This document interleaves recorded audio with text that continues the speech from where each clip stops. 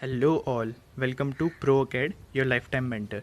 तो आज अपन स्टार्ट करने जा रहे हैं यूनिट एंड डायमेंशंस का फर्स्ट लेक्चर। ठीक है, यहाँ से अपनी जर्नी स्टार्ट होगी 11th एंड 13th वालों की यूनिट एंड डायमेंशन के फर्स्ट लेक्चर से। ठीक है, तो स्टार्ट करते हैं। तो सबसे पहले इसमें अपन पढ़ेंगे फिजिकल क्वांटिटीज़ के बारे में कि फिजिकल क्वांटिटीज़ क्या होती है। ठीक है, तो वो सारी क्वांटिटीज़ जिनको मेज़र कर सकते हैं किसी इंस्ट्रूमेंट की हेल्प से, मतलब जितनी भी क्वांटिटीज़ को किसी इंस्ट्रूमेंट की हेल्प से मेज़र कर सकते हैं वो सारी क्वांटिटीज़ फिजिकल क्वांटिटीज़ होगी। कैसे? जैसे सपोज करो आपके पास ये बुक है। ठीक है, ये क्या है? एक बुक है, BOOK, ये बुक है। और किसी स्केल की हेल्प से ये अपने एक पर्टिकुलर स्केल लिया, ठीक है, उसकी हेल्प से इसकी लेंथ मेज़र कर ली। सपोज करो इसकी लेंथ आई 44 सेंटीमीटर, इसकी लेंथ आई 44 सेंटीमीटर। तो जो लेंथ होगी लेंथ क्या हो गई अपनी? लेंथ अपनी हो गई फिजिकल क्वांटिटी। लेंथ क्या हो गई? फिजिकल क्वांटिटी हो गई अपनी। ठीक है, वैसे ही सपोज करो आप कार में ट्रेवल कर रहे थे। ठीक है, ये कार हो गई। ठीक है, इसमें ट्रेवल कर रहे थे और इसमें स्पीडोमीटर लगा हुआ था। ठीक है, कार की स्पीड नापने का यंत्र या मीटर। ठीक है, उसमें क्या बता रहा था? आपकी स्पीड बता रहा था कि किस स्पीड से आप चल रहे हो। तो आपने क्या करा? स्पीड या वेलोसिटी को आपने मेजर कर लिया किसी इंस्ट्रूमेंट की हेल्प से। किस इंस्ट्रूमेंट की हेल्प से मेजर करा? स्पीडोमीटर की हेल्प से। तो जो स्पीड या वेलोसिटी हो गई ना, वो भी आपकी क्या हो गई? एक टाइप की फिजिकल क्वांटिटी हो गई। स्पीड या फिर वेलोसिटी, स्पीड और वेलोसिटी दोनों ही क्या हो गई? फिजिकल क्वांटिटी हो गई। ठीक है, तो अपन क्या कह सकते हैं? All those quantities which can be measured by any instrument are known as physical quantities. ठीक है, जैसे लेंथ, जैसे बुक की लेंथ को नाप लिया, जैसे गाड़ी में बैठे बैठे अपने स्पीडोमीटर से वेलोसिटी या स्पीड को डिफाइन कर लिया, वैसे बहुत सारे इंस्ट्रूमेंट होते हैं जिनकी हेल्प से आप एक्सेलरेशन मतलब मेज़र कर सकते हो। उसके बाद जैसे सपोज करो स्टॉप वॉच लिया आपने, ये आपका था स्टॉप वॉच। ठीक है, और स्टॉप वॉच में आपने टाइम लैंप लगा के मतलब किसी पर्टिकुलर इवेंट का आपने टाइम देख लिया, टाइम मेज़र कर लिया। ठीक है, तो टाइम भी क्या हो गई? फिजिकल क्वांटिटी हो गई, क्योंकि उसको भी आपने क्या करा? किसी इंस्ट्रूमेंट की हेल्प से मेज़र कर लिया। ठीक है, तो time is also physical quantity. फिर उसके बाद मास है। ठीक है, तो सपोज करो आपके पास एक वेट मशीन था। ठीक है, ये वेट मशीन था और इस पर आप जाके खड़े हो गए। ठीक है, और अपना वेट चेक कर लिया, सपोज करो आया वेट 52 kg। ठीक है, 52 kg। तो जो मास होगा या वेट होगा, ठीक है, मास या वेट दोनों ही क्या होंगी? दोनों ही आपकी फिजिकल क्वांटिटी होगी। क्यों? क्योंकि उन दोनों को भी आप मेजर कर सकते हो किसी इंस्ट्रूमेंट की हेल्प से। ठीक है, तो all those quantities which can be measured by any instrument is known as physical quantity. इतना क्लियर? ठीक है, इसमें अब दूसरा पॉइंट क्या आता है कि फिजिकल क्वांटिटीज़ ये तो होती है जिनको अपन किसी इंस्ट्रूमेंट से नाप सकते हैं, साथ ही उनकी हेल्प से अपन फिजिक्स के बहुत सारे लॉज को भी डिस्क्राइब करते हैं, है ना। बहुत सारे फिजिक्स के लॉज फिजिकल क्वांटिटीज़ की हेल्प से डिस्क्राइब होते हैं। ठीक है, जैसे एक लॉ है फोर्स इक्वल्स टू, जैसे एक लॉ है अपने पास force equals to mass into acceleration. ठीक है, ये न्यूटन्स का सेकंड लॉ है। अब इसमें फोर्स, ठीक है, फोर्स भी एक फिजिकल क्वांटिटी है क्योंकि फोर्स को आप नाप सकते हो, है ना, मेजर कर सकते हो। मास भी एक फिजिकल क्वांटिटी है और एक्सेलरेशन भी फिजिकल क्वांटिटी है। मतलब किसी भी लॉ को डिस्क्राइब करने के लिए, कोई सा भी लॉ ऑफ फिजिक्स, कोई सा भी लॉ हो फिजिक्स का, उसको डिस्क्राइब करने के लिए फिजिकल क्वांटिटीज़ की हेल्प लेनी पड़ती है अपन को। ठीक है, तो फिजिकल क्वांटिटीज़ क्या हो गई? all those quantities which can be measured by any instrument and which help in describing laws of physics are called physical quantities। ये सारी quantities physical quantities कहलाती है। ठीक है, एंड एग्जाम्पल्स इनके हैं लेंथ, वेलोसिटी, एक्सेलरेशन, टाइम, मास etcetera. ठीक है, ये सारी फिजिकल क्वांटिटीज़ हो गई। अब देखते हैं आगे। जो फिजिकल क्वांटिटीज़ होती है उनको 3 कैटेगरीज में डिवाइड किया हुआ है। ठीक है, 3 कैटेगरीज में डिवाइड किया है फिजिकल क्वांटिटीज़ को। ठीक है, जो पहली कैटेगरी है वो है फंडामेंटल और बेसिक क्वांटिटीज़। फंडामेंटल और बेसिक क्वांटिटीज़, ठीक है, ये क्या है? ये एक बोर्ड है ICMR करके। ठीक है, international council of measuring rate something करके है।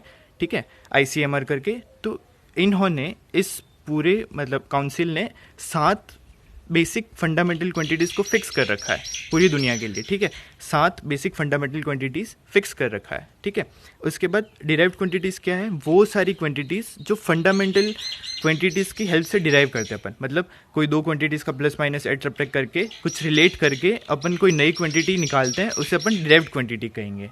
ठीक है, उसके बाद आता है तीसरा सप्लीमेंट्री क्वांटिटीज़। ठीक है, तो सप्लीमेंट्री क्वांटिटीज़ वो क्वांटिटीज़ होती है जिनका सिर्फ यूनिट होता है, इनके पास कोई डायमेंशन नहीं होता है, ये डायमेंशन लेस क्वांटिटीज़ होती है। ठीक है, अब डायमेंशनलेस क्वांटिटीज़ क्या होती है वो अपन आगे देखेंगे। सबसे पहले बात करते हैं फंडामेंटल क्वांटिटीज़ की, फंडामेंटल और बेसिक क्वांटिटीज़ की। तो ये क्या है, ये एलिमेंट्री क्वांटिटीज़ है, ठीक है, एलिमेंट्री क्वांटिटीज़ है और ये कितनी है नंबर में, 7 है, 7 फिक्स्ड है, ठीक है।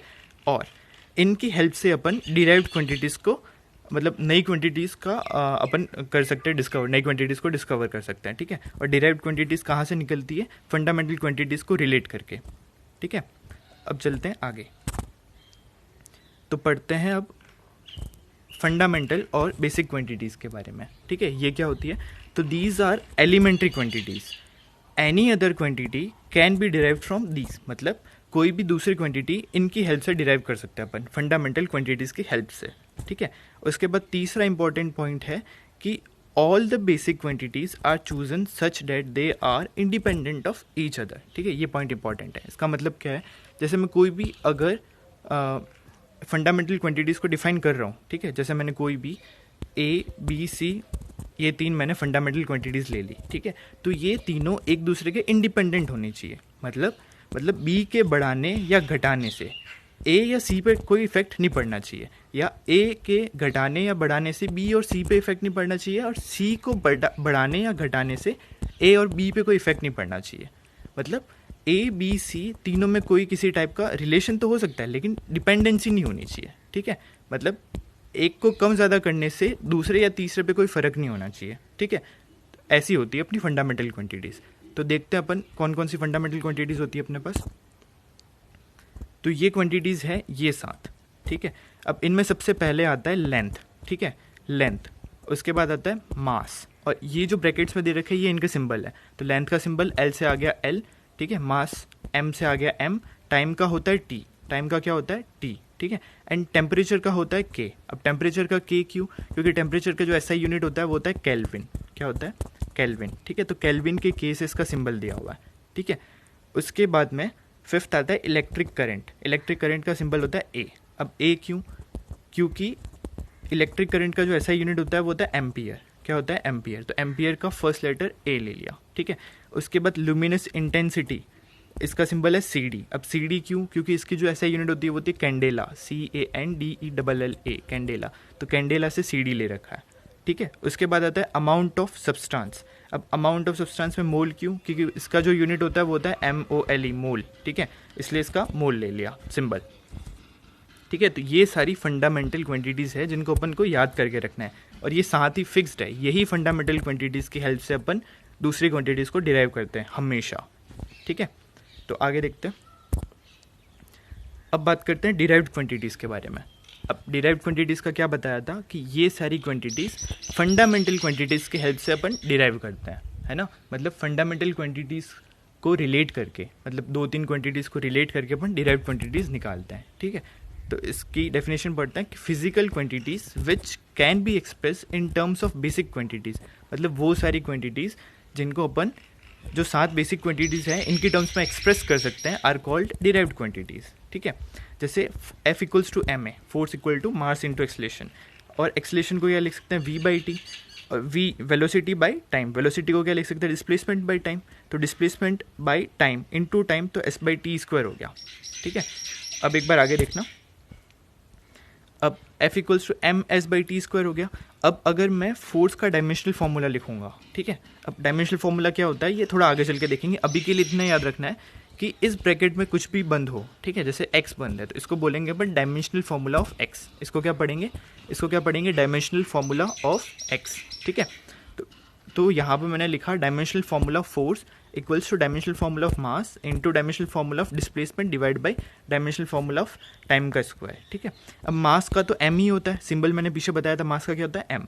जो भी डिस्प्लेसमेंट मतलब टाइप ऑफ लेंथ है ना, ये लेंथ ही तो है, डिस्प्लेसमेंट को भी मेजर करेंगे लेंथ के टर्म्स में, मीटर यूनिट होगा, तो इसका जो सिंबल आएगा वो हो जाएगा L, और टाइम का होता है T, तो ये हो जाएगा T-2 पर चल के। तो ये पूरा फॉर्मूला, ये जो फॉर्मूला है ना, इसे कहते हैं अपन डायमेंशनल फार्मूला ऑफ फोर्स, ठीक है। ये डायमेंशनल फार्मूला ऑफ फोर्स हो गया, ठीक है। आगे चलते हैं। अब अपन डायमेंशनल फार्मूला ऑफ फोर्स देख लिया, क्या होता है ML/T-2, ठीक है।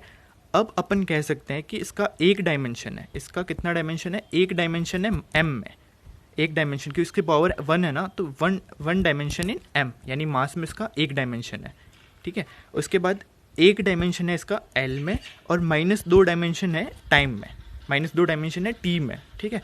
तो ऐसा कभी मेंस में क्वेश्चन आ जाए जैसे लिख रखा हो कि m raise to power x l raise to power t m यहाँ पे लिख लो p, ठीक है। तो पूछ लिया कि l में कितना डायमेंशन है इस फॉर्मूले का, तो l में कितना डायमेंशन है p, ठीक है, और m में कितना डायमेंशन है x, ठीक है। यहाँ तक समझ आ गया, ठीक है। Force has 1 dimension in m, 1 dimension in l and -2 dimension in t। अब बात करते हैं डायमेंशनल फार्मूला के। डायमेंशनल फार्मूला आखिरकार होता क्या है, तो अभी के लिए इतना आइडिया तो है कि अंदर m l और t की पावर कुछ लिखी हो और बाहर क्या लगा रखे हो, स्क्वायर ब्रैकेट्स लगा रखे हो, ठीक है। तो वो एक डायमेंशनल फार्मूला होता है। तो डायमेंशनल फार्मूला क्या होता है, the representation of any quantity in terms of basic quantities. और बेसिक और फंडामेंटल क्वांटिटीज अपने पास 7 थी, कौन कौन सी थी, mass, length, time, temperature, electric current, luminous intensity and amount of substance, ठीक है। इनकी टर्म्स में इन सब के टर्म्स में अगर किसी फॉर्मूले को अपन एक्सप्रेस कर सके तो उस फॉर्मूले को क्या कहेंगे, डायमेंशनल फार्मूला कहेंगे, ठीक है। इज कॉल्ड डायमेंशनल फार्मूला, ठीक है। जैसे अपन ने फोर्स को एक्सप्रेस करा था ना कि F का dimensional formula equals to m1 l1 t -2, ठीक है। तो ये फोर्स का डायमेंशनल फार्मूला हो गया, समझ आ गई बात। अब आगे चलते हैं, अब पढ़ते हैं सप्लीमेंट्री क्वांटिटीज़ के बारे में कि सप्लीमेंट्री क्वांटिटीज़ क्या होती है, ठीक है। तो देयर आर 2 सप्लीमेंट्री क्वांटिटीज़, अपने पास 2 सप्लीमेंट्री क्वांटिटीज़ हैं। इनके बारे में मैंने पहले ही बताया था क्या कि ये इनके पास बस यूनिट होती है और ये डायमेंशन लेस होती है। डायमेंशन लेस मतलब m की पावर m में भी 0 डायमेंशन होगा, l में भी 0 डायमेंशन होगा, t में भी 0 होगा, सब में जितनी भी 7 फंडामेंटल क्वांटिटीज़ थी ना उन सब में डायमेंशन कितना होगा, 0। तो उसको क्या कहेंगे अपन, डायमेंशन लेस। तो सप्लीमेंट्री क्वांटिटीज़ क्या होती है, डायमेंशन लेस क्वांटिटीज़ होती है, इनकी बस यूनिट होती है, ठीक है। और ये 2 है, सप्लीमेंट्री क्वांटिटीज़ कितनी है अपने पास, 2 है। अब 2 कौन कौन सी है, तो सबसे पहली अपने पास प्लेन एंगल मतलब 2 लाइंस के बीच का जो एंगल होता है उसे अपन ने प्लेन एंगल कह दिया। अब प्लेन एंगल का कोई डायमेंशन नहीं होता है, उसका बस यूनिट होता है। यूनिट क्या होता है, रेडियन। प्लेन एंगल का यूनिट बस रेडियन होता है, ठीक है। उसके बाद दूसरा सप्लीमेंट्री क्वांटिटी आता है सॉलिड एंगल। क्या आता है, सॉलिड एंगल मतलब जैसे आपने कोई 3D में एंगल सब्सटेंड करा किसी सर्कल पे, ठीक है। ये जैसे कोन है, पूरा कोन में ये जो 3D एंगल होगा ना, इसे कहते हैं सॉलिड एंगल। और इसकी भी बस यूनिट होती है स्टेरेडियन। यूनिट क्या होती है, स्टेरेडियन। इसका भी कोई डायमेंशन नहीं होता है, ठीक है। तो होप यहाँ तक समझ आ गया होगा, ठीक है।